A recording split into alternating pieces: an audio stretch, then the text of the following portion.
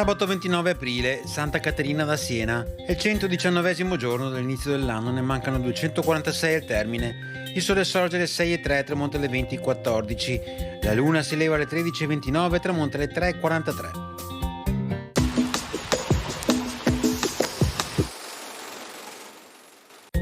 A Padova i massari, ossia i soprintendenti alla Basilica di Sant'Antonio, sottoscrivono un contratto con Maestro Donato da Firenze, scultor eccellentissimo, per la fornitura di 10 angeli e di 4 evangelisti da collocare nella cappella dell'Arca del Santo. Donatello promette che le statue in bronzo riusciranno tanto perfette da poter essere approvate anche da una commissione di orefici e si impegna a lavorare senza sosta trascurando ogni altra sua attività.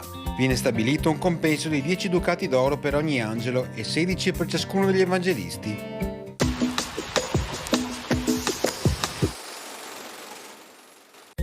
Le previsioni per domani: condizioni di variabilità con cielo in prevalenza molto nuvoloso, precipitazioni. Nel complesso la probabilità di precipitazioni sarà medio-alta sui settori montani e pedemontani, in pianura medio-bassa. Si tratterà di precipitazioni sparse e intermittenti che nel pomeriggio tenderanno ad interessare le zone montane e pedemontane, generalmente assenti altrove. A fine giornata probabile ripresa delle precipitazioni anche in pianura.